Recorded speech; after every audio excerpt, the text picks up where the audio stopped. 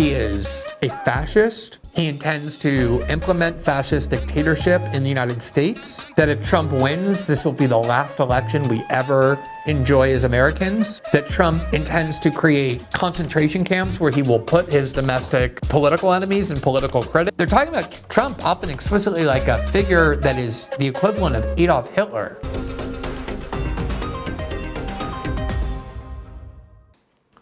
One of the things that I found extremely interesting and important in all of this was the reaction of Democrats and liberals and the left, prominent people on the left, who basically unanimously united to proclaim not only that political violence is wrong, but that they were praying for the president and for his speedy recovery, meaning Donald Trump's speedy recovery.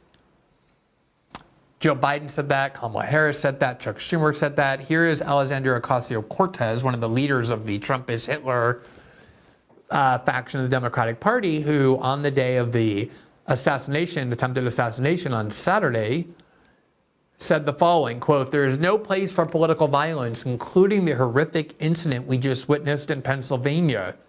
It is absolutely unacceptable and must be denounced in the strongest terms. My heart goes out to all the victims, and I wish the former president a speedy recovery." I wish the former president a speedy recovery, meaning Donald Trump. Now, ordinarily, you wouldn't even take a second look at that. That's what a psychologically healthy person would say and how they would react to a situation of this kind. But the reason it strikes me as so bizarre, and I mean this sincerely, is that the entire left liberal narrative about Donald Trump, since he descended down that escalator in 2015 to announce his candidacy, but especially over the last 4 years, intensifying even more over the last year as the election approaches, as Democrats get more desperate because of the polls showing they're likely to lose to Trump. The narrative about Donald Trump is that he's not just any ordinary political adversary of the kind that, say, Mitt Romney or John McCain or George W. Bush were. And you should go back and look at what Democrats are saying about George W. Bush and Mitt Romney and John McCain. They weren't saying, oh, that's an ordinary adversary at the time. But the idea that Democrats push now is that actually Donald Trump is not just an ordinary adversary. He is a fascist. He intends to implement fascist dictatorship in the United States. That if Trump wins, this will be the last election we ever enjoy as Americans. That Trump intends to create concentration camps where he will put his domestic political enemies and political critics. AOC herself has warned that she believes she may get into one of those camps. Rachel Maddow has said she believes she will go into one of those camps. Joe Scarborough has implied or alluded to the same thing. Joy Behar on The View, when she had Rachel Maddow on, said she thinks she may go to that camp or that Trump may just take The View off the air entirely. They're talking about Trump often explicitly like a figure that is the equivalent of Adolf Hitler. So if you really believe that, if you really believe that Trump is an existential threat to American democracy, a fascist dictator, and a Hitler-type figure, why would you say that you wished him a speedy recovery? It's like saying, oh, in 1939, I just learned that there was an assassination attempt against Adolf Hitler, which there was, by an anarchist who hated Hitler, and he was a leftist, more so than an anarchist, and he almost succeeded in murdering Adolf Hitler. He planted a bomb, and Hitler was able to leave just before the bomb detonated. And history looks back on him and views him as a hero. And imagine someone in 1940 saying, oh, Hitler just got wounded in an attack. I'm praying for the Führer's speedy recovery. I'm praying for the Nazi leader's family and for his health. And my solidarity that goes out to him and to his Nazi followers. It's not something anybody who was against Hitler would ever say for obvious reasons, nor would they say it after World War II. And yet, that has been the narrative of the Democratic Party. And I say that not for some kind of cheap gotcha, but because the maximalist fear-mongering that they have been disseminating about what would happen if Donald Trump got elected again, they've not really explained why he didn't build domestic concentration camps and kill and murder his critics in the first 4 years when he was president. They claim that he will do so now. But if you really believe that, you either stay silent when someone tries to murder him, or you cheer it. You follow your views to their logical conclusion. The day after AOC said she's praying or whatever for his speedy recovery, one day after, she was responding to growing reports, as we're about to show you, that many Democrats in Washington are now saying that they're resigned to a Donald Trump victory. And that not only are they resigned to it, but they can actually live with it because they're willing to say anonymously, but not in public, that Democratic leaders, of course, don't believe that Trump is an existential threat to American democracy or some kind of fascist dictator. This is just the propaganda that's fed to idiot cable hosts and to the horde of Democrats, the very gullible dupes that they want to go vote for them. And they're admitting, we don't really actually think that. And AOC was responding to these reports, and this is what she said, quote, if you're a, quote, senior Democrat that feels this way, you should absolutely retire and make space for true leadership that refuses to resign themselves to fascism. So it's not even one day later, 24 hours later, that she's accusing Donald Trump and his movement of trying to impose fascism in the United States. So if you actually believe that, why a day earlier were you saying, I'm praying for or hoping for his speedy recovery? That really makes no sense. If you really believe that that's true about Donald Trump and what you're saying he's planning on doing, that he doesn't just have bad policies or bad ideologies, that he's actually going to bring fascist dictatorship and a Hitlerian approach to the United States, that he will end American democracy, of course you're not going to say, oh, my heart goes out to the former president. It's not an issue of hypocrisy. What it does is it reveals the fact that these people do not believe what they're saying. Now, just to kind of underscore the point, I want to just make clear how pervasive this narrative has been, that Trump isn't just another adversary, but he's actually Adolf Hitler. Here is Jake Tapper, who gave a little sermon about the importance of turning down the temperature, of making sure that our rhetoric is restrained and sober and peaceful. Here's the kind of thing that he said after on the day of the assassination. You can see the graphic there. We are living in an age of political violence. And here's what Jake Tapper, who's starting to envision himself as like an Edward R. Murrow figure. You can see as the posture like he was addressing the nation as some kind of Cronkite figure who everyone trusts. And he was here to urge us to tone down the political rhetoric. Listen to what he said. Including CNN in 2018. Last year, the U.S. Department of Homeland Security warned of a high threat of violence from radicalized individuals, lone offenders, or small group attacks that occur with little warning, and said that the 2024 election cycle will be, quote, a key event for possible violence on officials, voters, and elections-related personnel and infrastructure, including polling places, ballot drop box locations, voter registration sites, campaign events, political party offices, and vote counting sites, unquote. There is something troubling the American soul right now. Too many Americans see those with whom they disagree as the enemy, to be shunned, to be banned, to be ostracized, to be threatened with violence, or even to have that violence carried out. Okay, so the problem that we face as a nation, says Jake Tapper, is that there are too many people who see their political adversaries as their enemy, as someone to be denounced and condemned and regarded as evil. Those are such beautiful words. I feel so inspired. I feel more peaceful hearing Jake Tapper say that. The problem is that Jake Tapper has been calling Trump or comparing Trump or equating Trump to Adolf Hitler and to the Nazi movement for many years. This is what surfaced when Jake Tapper was chosen to moderate the first presidential debate. And here is Jack Prosovich, who created a kind of compilation of just some of the times when that very same Jake Tapper, who was sermonizing the public about the evils and dangers of demonizing our political enemies, all the times that this neutral, objective, nonpartisan journalist went on to CNN airwaves. Thankfully, nobody was listening because it's CNN, but still.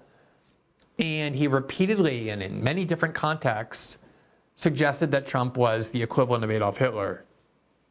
The dehumanizing rhetoric of Adolf Hitler is once again alive and well on a national political stage. This time, of course, in the United States. Donald Trump, a couple times over the weekend, referred to immigrants from South America, Africa, and Asia. He did not mention Europe. South America, Africa, and Asia as, quote, poisoning the blood of our country, which it's not hyperbole. That does very directly echo Adolf Hitler's language before World War II. If you were to open up a copy of Hitler's Mein Kampf, you would find the Nazi leader describing the mixing of non-Germans with Germans as poisoning. There's really no other way to say it. Donald Trump's language mirrors this directly. All right, so if you spend years going on the air and suggesting that the former president and the current frontrunner for the presidency, representing a party that is the opposite of your own, is the equivalent of Adolf Hitler, don't come with a sermon after that person that you've been claiming is Adolf Hitler ends up being the target of assassination, telling people that their fault, the great evil of others in the United States, is that they use reckless rhetoric and treat their political opponents not as adversaries to be argued with or debated with or defeated at the ballot box with, but as people who should be demonized, as people who are pure evil. Just last week, the liberal outlet The New Republic published a cover story. And on that cover, there you see Donald Trump compared in every single conceivable way to Adolf Hitler, including, as you may not be able to see, but right there is the Hitler mustache. And then this here is the font that was used by the Nazi Party and much of their propaganda. And it's called American Fascism, what it would look like.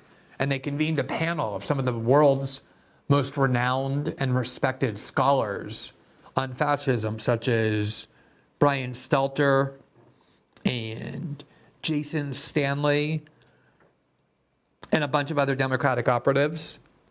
And obviously the whole point of this is to suggest that Donald Trump is the equivalent of Adolf Hitler. And this has been the narrative not only of Democrats, but also of the corporate media for a long time. We have a short compilation of just some of the times where this has been done in the very recent past. Arrangement, terror, and horror. And just one more quote so people know exactly what Carl and Dan are talking about here. General Milley on the big lie and what Trump was saying about the election, the lies. He says, this is a Reichstag moment, Milley told aides, the gospel of the Fuhrer. The Reichstag moment refers to Adolf Hitler using the burning of the German parliament basically to seize all power in Germany, suspend habeas corpus, suspend civil rights, a coup, more or less, of sorts there. The point of the book is that these things really happened over and over again, and that intelligent people, no less intelligent than us, experienced them and left a record for us to learn from. So what I'm trying to do in the book is to help us to learn from that record, so we don't have events like Germany in 1933 or Czechoslovakia in 1948. Just saying Hitler's not like Trump, or Trump is not like Hitler, isn't going to save us. Learning from the past, though, could. So that's the Yale professor Timothy Snyder, who's been going around saying this forever. A lot of people have tried to draw similarities between Mussolini and Hitler and the use of the terminology like vermin and the drive that those men had towards autocracy and and dictatorship. The difference, though, I think makes Donald Trump even more dangerous, and that is he has no philosophy he believes in. He is not trying to expand. What, in your view, would happen if he were to be reelected? Oh, I can't even think that, because I think it would be the end of our country as we know it. You know, when I was Secretary of State, I used to talk about one and done. And what I meant by that is that people would get legitimately elected, and then they would try to do away with elections and do away with opposition and do away with a free press. And you could see it in countries where, well, Hitler was duly elected. That's right. Right? And so all of a sudden, somebody with those tendencies, those dictatorial, authoritarian tendencies, would be like, oh, okay, we're going to shut this down. We're going to throw these people in jail. And they didn't usually telegraph that. Trump is telling us what he intends to do. We need to listen to Take him at his word.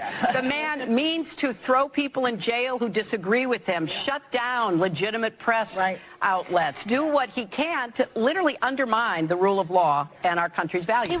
Okay, so I could literally show you many, many more minutes of that. In fact, this is about a third of the video compilation that we had.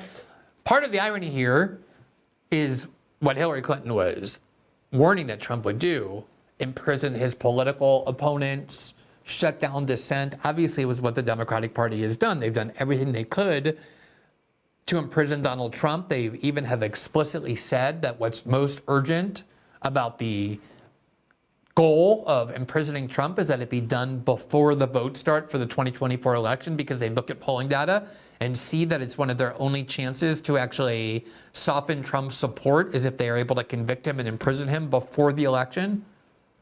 They have implemented a systemic regime of censorship where they're able to coerce big tech companies to remove dissent online, and all other kinds of weaponization of the legal system against their political opponents. But if you go around saying that Trump is Hitler, that he's going to end American democracy, then the minute you start saying, oh, my heart goes out to Donald Trump, this should never have happened, it obviously means that you don't believe anything that you've said. Now, I guess we can have one more clip here. This is from Liz Cheney, who, by the way, whose father did more than any individual in the last 50 years to actually reduce any limitations on the office of the presidency, to turn it into a monarchy through his theory of going back all the way to the Iran-Contra scandal in the 1980s, that presidents are unbound by any limits of any kind in exercising their duties, including laws enacted by the Congress that they're permitted to violate. The reason I began writing about politics is because of these radical executive theories, executive power theories being implemented by Liz Cheney's dad as she cheered. She's such a strange figure to be warning of the authoritarianism of the presidency that Trump intends to implement, given how she comes from a family whose entire career has been about doing nothing but. But of course, because of these warnings of Donald Trump, she's considered a hero in liberal circles, some kind of wise statesperson by corporate media, even though she was booted out of office by a record 37 points by her own voters in her own primary. She went on CBS morning show with John Dickerson. I believe this is Face the Nation in December of 2023. And here's the warning she issued about Trump. You say Donald Trump, if he is reelected, it will be the end of the republic. What do you mean? He's told us what he will do. It's very easy to see the steps that he will take. People who say, well, if he's elected, it's not that dangerous because we have all of these checks and balances, don't fully understand the extent to which the Republicans in Congress today have been co-opted. One of the things that we see happening today is a sort of a sleepwalking into dictatorship in the United States.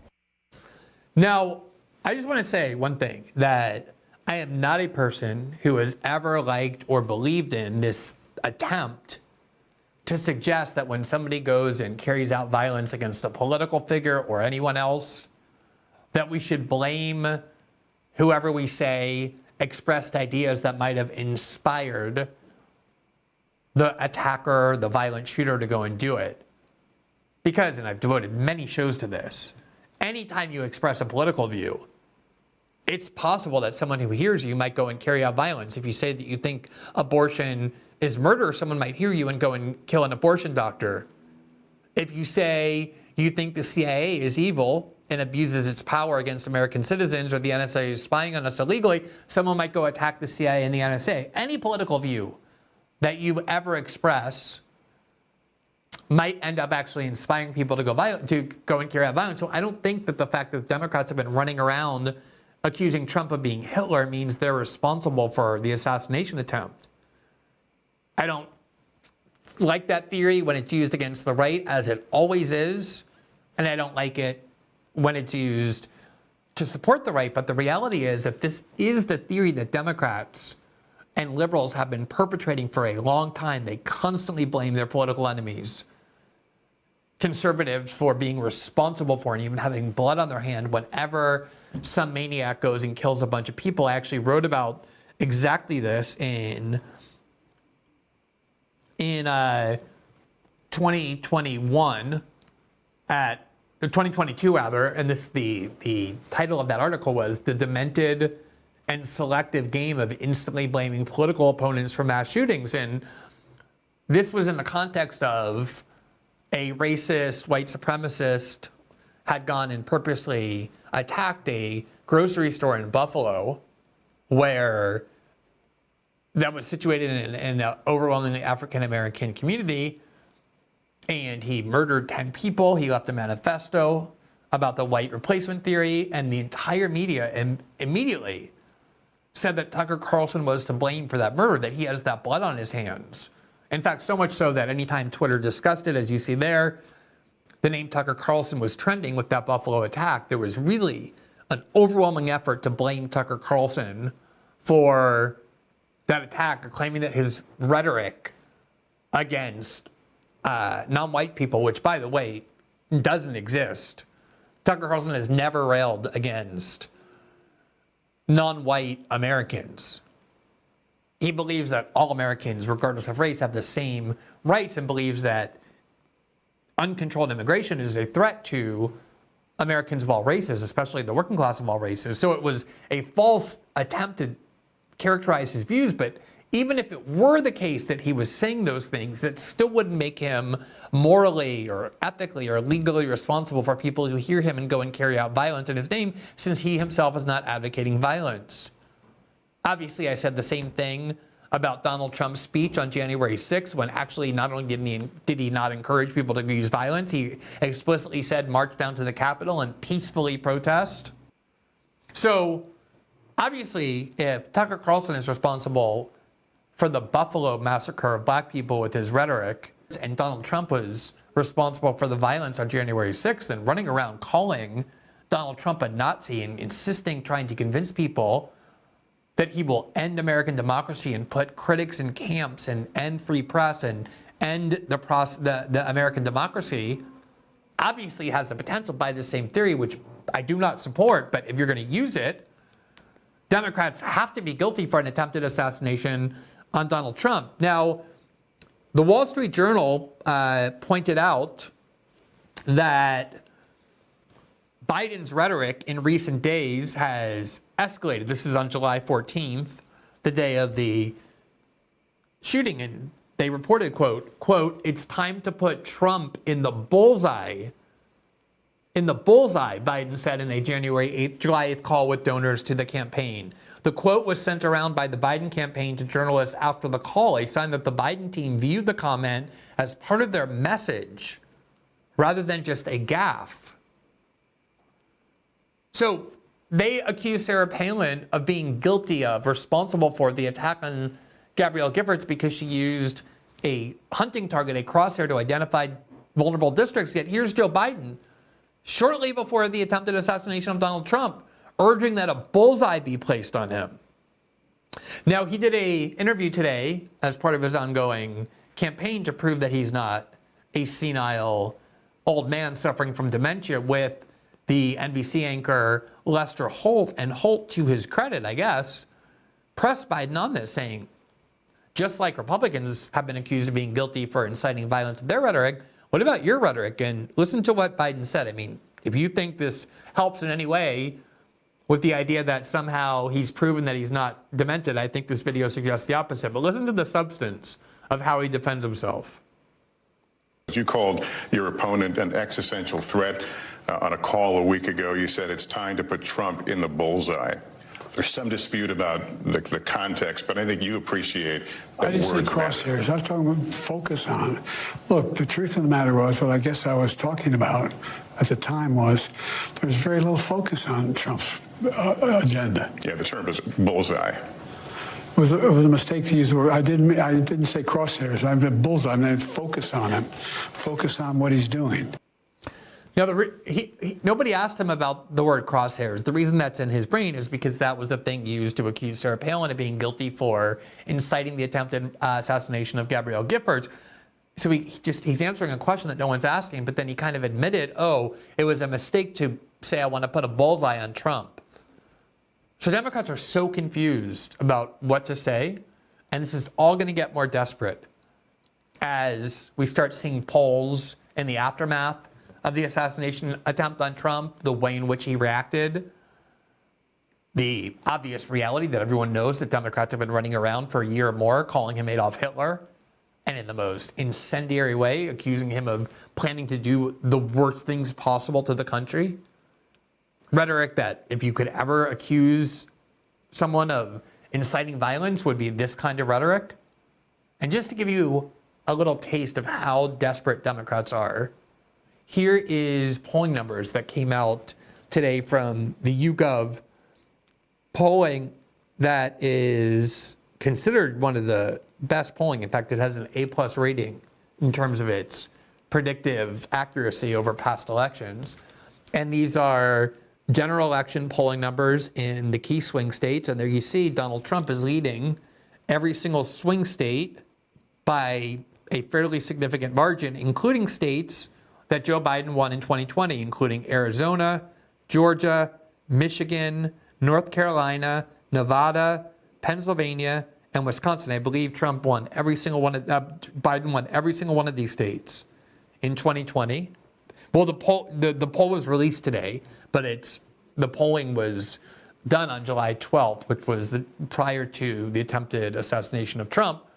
But here you see Trump with a significant lead over Biden in every single one of the swing states, including every one of which Joe Biden won in 2020. So this is why Democrats are so desperate. They obviously can't say what they should be saying if they really believe what they were saying about Trump, which is, yeah, we don't mind that he was attacked, or we don't condone violence, but given that he's basically Adolf Hitler, it's to be expected. Now, you probably have seen that a lot of people, including some top Democratic strategists and funders, were running around suggesting that the attack was staged, and even the corporate media has had to start acknowledging that Democrats are as deranged and unhinged and drowning in conspiracy theories as the worst elements of QAnon or whoever they like to blame for that. And that shouldn't be a surprise, given that Democrats accused Donald Trump of clandestinely conspiring with the Kremlin to hack DNC emails in 2016, claimed in 2020 that the reporting based on the Hunter Biden attack was Russian disinformation. Of course they're drowning in conspiracy theories. It's pretty much all that they do. But it's been so extreme with leading Democrats, such as Reid Hoffman, the billionaire mega donor to the DNC, had his top advisor encourage journalists to believe that either the shooting was staged and fake, and even, he said, it might be likely that Putin was involved, given that this is the sort of thing that the Russians do. This is the level of where they're at. That was reported by Semaphore. You can see the article on the screen. Top Democratic strategist pushed reporters to consider, quote, a staged shooting. So there's a lot of that going on, but I think the, again, most important point here is the fact that Democrats are actually coming to terms with the fact that Trump is almost certain to win. And the reason they're saying, look, we have to accept it, and we can accept it, is because, of course, we don't really believe all the things we've been saying about him over the last year, that he's Hitler, that he's going to end democracy. The whole narrative has been both dangerous, but also fraudulent. Just a desperate attempt to know that they can only try and win the election, not by defending Joe Biden or exciting people about Joe Biden, but scaring people into believing that Trump, who was just the president from 2016 to 2020, is actually a Hitlerian fascist. Here from Axios on July 14th, which was yesterday, the Trump rally shooting upends the Democrats' Biden crisis. Quote, a senior House Democrat suggested the post-shooting atmosphere in the party is too, quote, chaotic for internal battles over leadership. Most lawmakers who spoke to Axios said it is too early to say whether the cessation intentions will last until the DNC next month, but the second senior House Democrat offered one reason for why it might. Quote, we've all resigned ourselves to a Trump presidency. So they're basically saying that we've given up on the attempt to oust Joe Biden, even though all polls show he's highly likely to lose, and that was before the attempted assassination. And they're starting to say we've resigned ourselves to it. You wouldn't resign yourself to it if you really believe Trump is Adolf Hitler. But of course, Democrats are now admitting that they don't really believe that at all. Here in the Bangor Daily News, Congressman Jared Golden, the Democratic from Maine, writing in the Maine newspaper, on July 2nd, he wrote this. The headline there is, Donald Trump is going to win the election and democracy will be just fine. This was after the debate. This is what Congressman Golden said, quote, Biden's poor performance in the debate was not a surprise. It also didn't rattle me as it has others because the outcome of this election has been clear to me for months. While I don't plan to vote for him, Donald Trump is going to win, and I'm okay with that. And then he goes on to say that the idea that Trump is sort of grave threat to democracy is lunacy, that of course American democracy is going to be fine with Donald Trump as president as it was the first time around. And there are a lot of Democrats apparently saying that in Washington. Just most of them are too cowardly to say it in public because they know the Democratic base will turn on them if they admit that Trump's not Hitler. There's no way to get Joe Biden out, and so Democrats are now simply comfortable with the fact that Trump is almost certain to win. All of this lays bare the utterly fraudulent nature of the main narrative Democrats have been trying to push to scare the American population in a not normal way for politics, of fear-mongering is done, but to believe that they're about to be living under a Nazi dictator, literally, to the point where magazines and leading Democratic officials and pundits are constantly comparing Trump to Hitler. And yet, all of this, the fact that they're resigned to losing to him, that they know they can't really do anything to stop it, that they're praying for him and his speedy recovery, are all things that show you that, other than a few fanatics, the vast majority of Democratic leaders and obviously American voters do not remotely believe that because they know that it's a fictitious fairy tale by an increasingly desperate political party eager to stay in power.